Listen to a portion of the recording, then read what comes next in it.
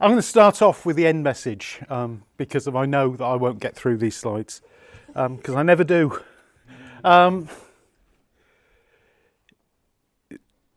Lives Through Friends, which is our organisation, works all over the world. One of the things that we've learnt is that the things that we're dealing with and we've been talking about this morning aren't specific to the UK or to Wales. They're the same issues everywhere.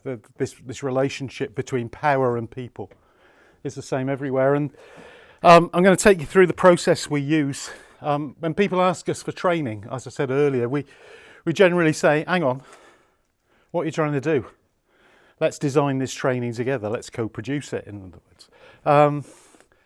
And we go through a very simple process. I think it's a simple process, but it's an incredibly deep process at the end of the day. It causes people quite a lot of hassle and pain. And we've learnt a lot from these guys as well over at Vanguard because they've introduced the systems bit into what we do, and that's changed our language as well. But anyway, what we've learnt everywhere is people over the last 50 or 60 years in the UK and in different periods over other areas have become consumers. We have become consumers. We're all complicit in this. This isn't just about them and us and professionals, and the professions and the institutions and government have become the suppliers to the consumer culture. And we have to address that thing. And the fundamental thing that we keep coming back to is when we get to the stage of working through what people want to do and what the principles are that underpin it and what people's understanding of the, if you like, the political and the economic and the philosophical sort of environment in which they're operating is. The question that is begged is, how the hell do we get people to participate?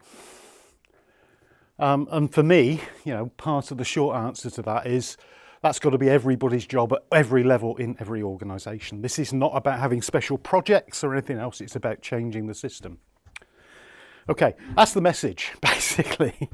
And I mentioned earlier, I walk around with piles of books and stuff and reports in my bag because this shouldn't be news. The evidence has been there for years, and there's a lovely piece of evidence here that I keep quoting to public authorities, which is, they come along and they've got their targets and they want people to have 5 fruits a day or whatever, or they want them to lose weight or take more exercise or whatever. And you say, actually, if you want people to do that, then community building and co-production and whatever, it may be not the best way of doing that. Because in order to do those things, the first thing you've got to do is get people to participate. And people won't necessarily participate with your agenda. And the research tells us this. It's 50 years of it. It's all over the damn place and nobody takes any notice of it. So, as I say, we have 3 key questions we ask. What are you trying to do? I'm going to meet Carmarthenshire next Friday. I've already posed this question to them. Will you come and do some training for us? We want to change the culture in our organisation. Sorry, hang on. I need to know a bit more about what the hell we're all trying to do. What's your purpose? What's this for? We've asked that question all over the world, and we've asked it using the word co-production as part of the framework of things that we work with. And generally, at the end of maybe a 2-day workshop or whatever, we come out with a statement that looks something like this. Co-production and not co-option, not you come and do the work for us, is an approach to society or community building. It's not just about planning services. That's the institutional agenda.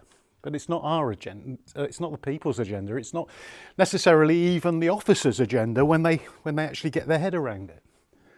And the framework for that is it enables people and professionals to share power and work together in equal relationships. It's about pooling our resources, knowledge, experience, skills, and strengths to create caring, interdependent, fair, and sustainable communities together. Yeah. So we have a bit of a statement there that people can say, that's our purpose. This is what we're there to do. And it goes on from that to talking about, no doubt this will be circulated, so I'm not going to read it to everybody, but what we've described as creating the conditions for resilient communities to evolve. And we think the word resilience is really, really important. Because, as I said earlier, our view of the history of the last 40 or 50 years is that people are going to need to be more and more resilient as the thing that we created and then we've destroyed, or destroyed is the wrong word, we've misunderstood it and we've misframed it. As that gets into more and more chaos, and what we're seeing in the NHS now is absolutely classic of this. People and their communities are going to need to be more and more resilient. And it is about strengthening people. It's about reconnecting people, and it's about how we do that. So the second question that's begged, and this very much comes from our work with Vanguard. We used to ask about values and non-negotiables and principles that informed what people were doing. And, conversation we were having this morning, a lot of the stuff that we were coming out with was soft, social worky, very relational stuff. But it wasn't systems focused. It was lovely stuff and it's great stuff to aspire to, but everything means something different to somebody else. And the sorts of conversations we're having now come up with this sort of statement of principle. What are we here to do? What's our purpose? Well, we want to find out and address what matters to the citizen. Yeah? It's a principle that we help the citizen take control of their own life. It's a principle that we actually pay attention to providing the systemic conditions that encourage the growth of personal networks and communities. And I'm still trying to understand this about how we do it, but it's then how we get the process of enabling people to be part of being clear about what matters, to actually help then design the things that people can't do for themselves. But not to allow, as has happened for me as a professional over 50 years, to say, I can do that better than you guys. Leave it to me. Give me some money, give me some power, give me an organisation. And we've also been very clear that it's not enough just to do that, but we've got to be able to demonstrate it. And getting the right measures are crucial to that. And no doubt Simon will be saying something about that afterwards if we link our things together, Simon. Yeah? And then the third bit for us that's really, really important is then enabling the people that we're engaged in this conversation with to actually think about what's getting in the way of doing it. I have a socio-political perspective on that. This is my perspective. This is where I start from. It's not where everybody starts from. 2 minutes. So I just look at it in terms of this sort of unfolding story. The mutualism of the 20s and 30s, in the 1920s and 30s, that is, for those of you that are very young. The socialism of the 1940s, 50s that changed things, created the welfare state, the bureaucratisation, the institutionalisation, the professionalism that's been described by people like John McKnight and a whole gang of other people, that then arose out of the institutions becoming overpowerful in the relationship with people.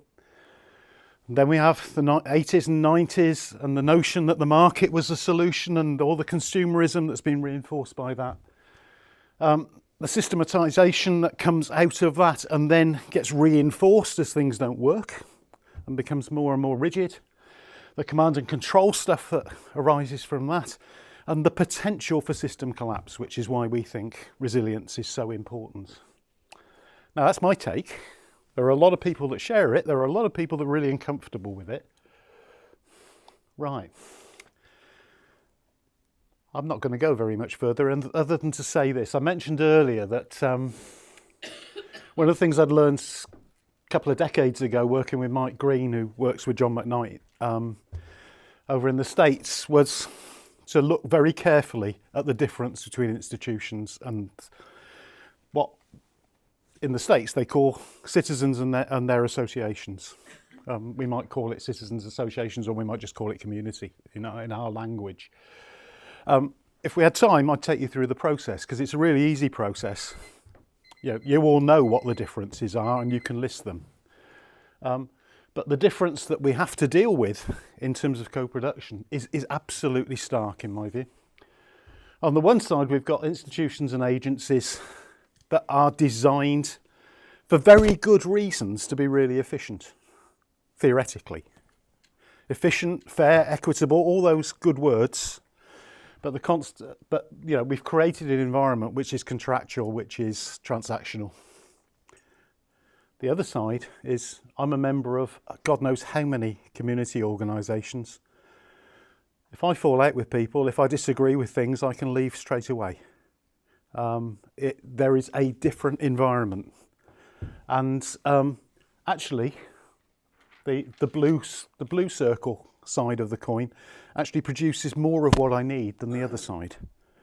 But that's not the way in which the world is framed. So I'm going to leave it there. Okay. Cheers.